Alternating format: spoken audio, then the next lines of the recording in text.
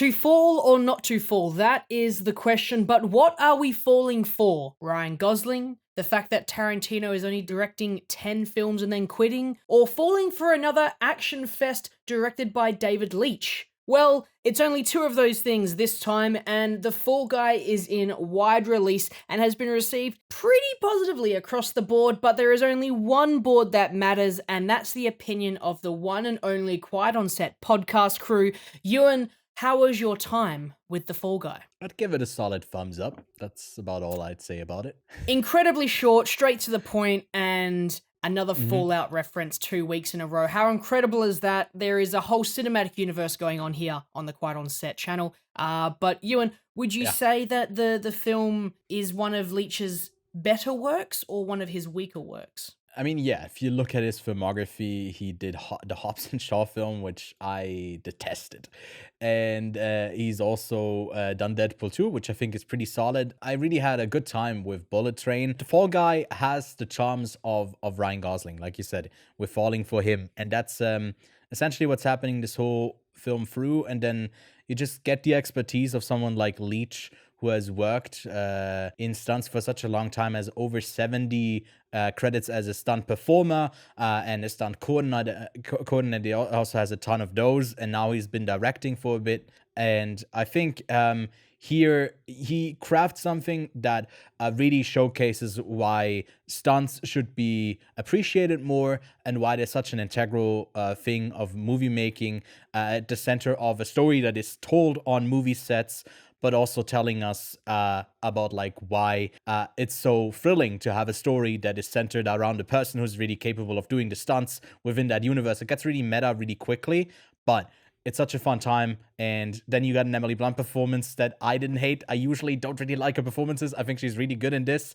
Lachlan, I feel you feel the same way about Ryan Gosling specifically, but also about the movie overall, right? Yeah, I'm quite positive on the film itself. I felt that overall, the relationship between Jodie and Colt, which are Emily Blunt and Ryan Gosling's characters, was a relationship that I could believe, and it got me through the film. I find that narratively it's quite weak, and it's unfortunately just a bit of a mixed mess when it comes to the actual writing and dialogue to this film, but it is hidden really well by this incredibly good smokescreen of action that is displayed on the big screen, and it distracts me enough to kind of only think about it as I left the cinema. As I left the cinema, I was sitting there going, I should give this a 4.5. I really enjoyed my time with this film, but I sat there and thought about it, and I was like, well, I didn't really like a lot of the elements when it came to the narrative and the writing, at least for the dialogue, and then I didn't enjoy things like getting halfway through the film and thinking to myself, not much has happened so far, but it was still quite action-filled, and it still kind of got me to that point, and it wasn't until there I sat there and I went,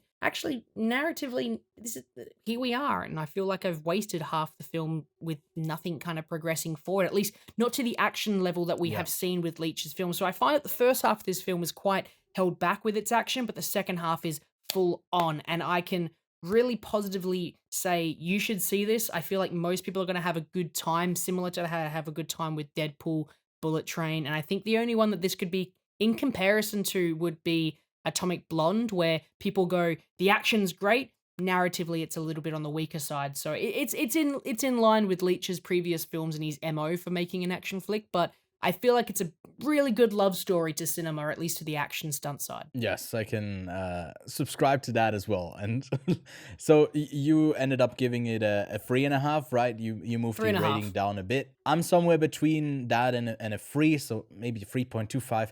Doesn't really matter. It's just a number, but I'd say go out and see it on the big screen with a big crowd. I think you'll have a lot of laughs and a fun time to be had, even if the story isn't really there. The villains might not be the cream of the crop, but still, I think worth seeing. That brings us to the end of this short, very sweet summary of The Fall Guy. It's got a lot to it in terms of action, but we don't want to spoil that for you and let you enjoy it. You can catch more of our thoughts on the latest episode of the Quiet on Set podcast, where we talk about The Fall Guy in more detail. We talk about what we've been watching. Ewan, what have you watched? I watched the second Mad Max film, which is also another great showcase for stunts. Overdue in the Oscar category. We can subscribe to that as well, right? You can subscribe to that as well. I watched the second part to Rebel Moon, and I shat on it for like a good 20 to 30 minutes in the podcast. Literally and figuratively. But that's all I've got to say. Thank you, and see you next time.